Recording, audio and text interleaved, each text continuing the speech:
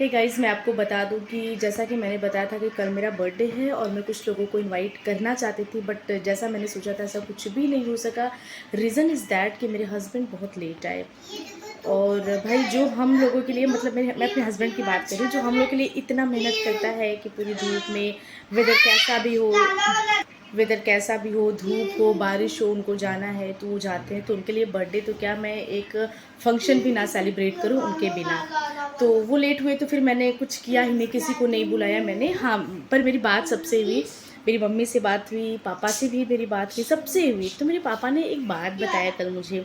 मेरे पापा बोले कि देखते देखते तुम इतनी बड़ी हो गई, तुम्हारी अपनी फैमिली हो गई, तुम खुद एक पेरेंटिंग लाइफ स्पेंड कर रही हो, अब तुम सारी बातें समझ सकती हो। तो मेरे पापा ने इन सब बातों की ढेर सारी बातें हुई हमारी।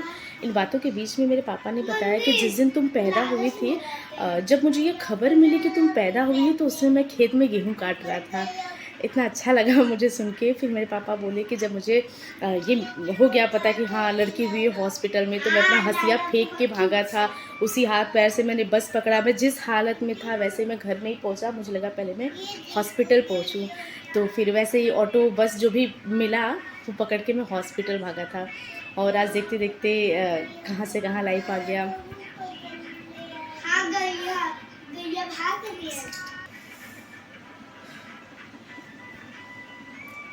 देखो तो, सॉरी सॉरी मैं थोड़ा इमोशनल हो गई थी, नहीं होना चाहिए बट हो गई। अपने अब तक के बर्थडे पे मैं पहली बार इमोशनल हुई हूँ। रीज़न इज़ दैट कि मुझे बहुत खुशी है कि मतलब मुझे ऐसे पेरेंट्स मिले।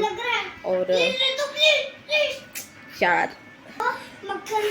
हाँ, और दुख इस बात का है कि मतलब हम बर्थडे बहुत धूमधाम से सेलिब्रेट करते हैं, जबकि सच्चाई ये है कि एक साल हमारे जीवन का कम हो गया।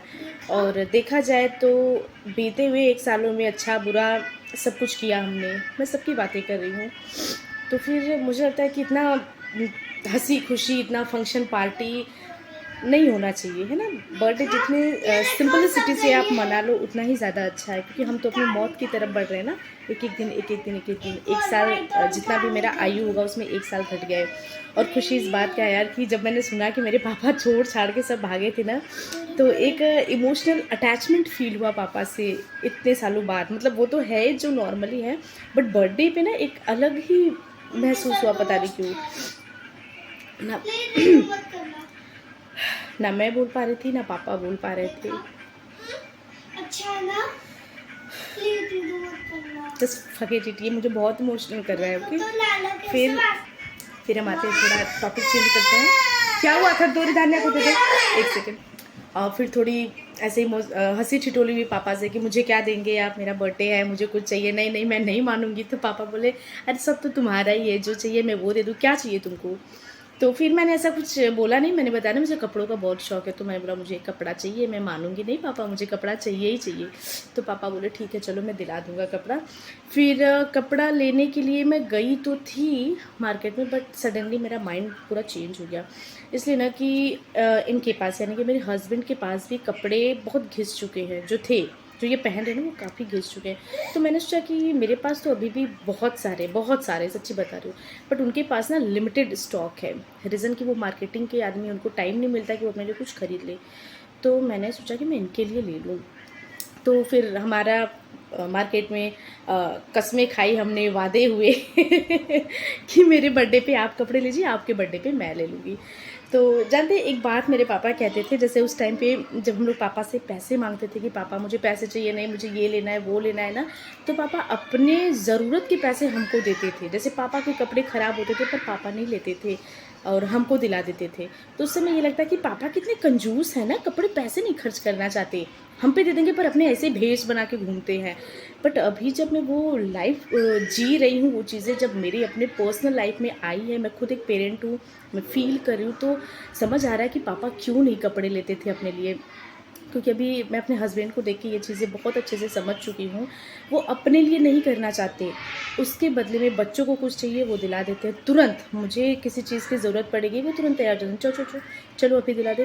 बट अपना ना वो उन्हीं घिसी पिटे कपड़ों से काम चला लेते हैं। तो समझ में आता है कि मेरे पापा क्यों नहीं कपड़े लेते थे।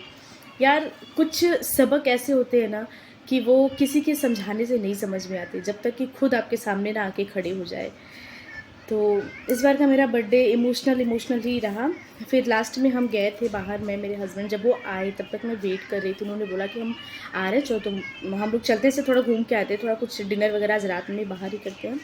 फिर बहुत ही सिंपल तरीके से बर्थडे बीता, पर इस बार मैं पापा से बहुत ज़्यादा जैसे ना कि कैसे बताऊँ, कुछ बातें होती हैं ना जो सिर्फ हम ही फील कर सकते हैं, हम उनको शब्दों में नहीं बता पाते। तो कुछ ऐसा हुआ। ओवरऑल दिन अच्छा था मेरा, और ये बर्थडे मुझे हमेशा याद रहेगा। Thank you, bye bye, Radhe Radhe. यार मैंने जो अपना वीडियो कल शेयर किया था जिसमें मैंने बताया था कि मेरे कन्हैया के कान का, दोनों कान का बारी बारी से गिर गया जब उनको पानी पिलाई थी। अब कुछ लोग ना इसका मजाक उड़ा रहे हैं, पता नहीं क्यों। उनको लग रहा है कि अरे बाप रे बहुत पूजा करने वाली भी है, कन्हैया इनके लिए अपना कान का गिराएंगे, कन्हैया इनको गिर पिया, ये वो फलाना ठिकाना। अरे महामूर्खों, मैं कैसे बताऊं कि पूरी दुनिया ही भाव पे टिकी है। ये सारा खेल भाव का, ये ईद के मैं लहसन भी छिल रही हूँ। भाव नहीं होता तो हम मंदिर में जाते हैं, वो पत्थर के देवी देवता जो खड़े हैं पूजने, एक संगमरमर पे वो खड़े हैं, संगमरमर की मूर्ति, एक से अभी बताती हूँ, संगमरमर का फर्श है, उसके ऊपर संगमरमर की ही मूर्ति खड़ी है, एक पूजी जा रही है और दूसरी ऐसे ही पड़ी है। क्यों बोलो क्यों? क्योंकि इस बार जो खड़े हैं जिसमें आकार दिया हुआ ना, उसमें हमारा भाव है, वरना देखा जाए तो दोनों संगमरमर है ना यार। भाव है तभी तो माता माँ है, और मतलब पुत्र पुत्र है, अदरवाइज भाव नहीं है तो वही माता कुमाता बन जाएगी अपने ही पैदा किए हुए बच्चों के लिए। और पुत्र ऐसे ही पुत्र होते हैं जो बिना भाव के ले जाते हैं, घसीट के माँ बाप को छोड़ के आते हैं अनाथ, क्या बोलते हैं, वृद्धाश्रम में। क्यों? क्योंकि वहाँ भाव ही खत्म हो गया। भाव ही था तभी श्री रामचंद्र जी ने सबरी के जूठे बेर खाए थे, वरना हम मूर्ख जब कोई कथा पूजा शुरू कर दें, कितनी साफ सफाई, केला आया तो कोई बच्चा केला नहीं छू सकता, एक मक्खी नहीं बैठ सकती, चूरन गिर गया कोई उंगली से भी नहीं चाट सकता, भले ही भाव ना हो, है ना। तो भाव ही था जो भगवान जूठे बेर खाए थे। अब क्या उससे ज्यादा कुछ हो सकता है क्या? नहीं ना। तो ये भाव है मेरे, जो मुझे ऐसा महसूस हुआ, मुझे लगा। और मेरे साथ तो कई सारी लीलाएं होती है, पर मुझे पता है लोग इसका भरोसा नहीं करेंगे, विश्वास नहीं करेंगे, तो इसलिए मैं शेयर भी नहीं करती। कल मैं बहुत ज़्यादा खुश हो गई थी ना, इसलिए मैंने बताया, नहीं तो मैं नहीं बताती। सच्ची बता रही हूँ कि समझने वालों की बहुत कमी है यहाँ पे। नहीं कोई समझा, नहीं कोई समझता। कि मैं लहसुन छील रही हूँ, आपसे बातें कर रही हूँ, और मेरी सब्जी बन रही है, मेरा चावल भी बन रहा है, मेरे बच्चे भी हैं, कोई इधर कोई उधर, ऐसे सब लोग खेल रहे हैं। कि गाइस अभी भी अथर के डैडी आए हैं तो गरम गरम गुलाब जामुन लाए हैं। अरे अरे क्यों कूदे, ऊपर चलो। और ये है गांधी जी के प्यारे प्यारे 3 मंदिर। अरे ये ब्लर, हाँ, एक है गौरी, आपको आना जरूरी है बीच में, एक है रिधु रानी, चलो ऊपर, तो हम नहीं देंगे तब समझ लेना। एक है ये आलू मोटा भालू, चलो बेटा ऊपर। तीनों बच्चे बताओ क्या खाना है?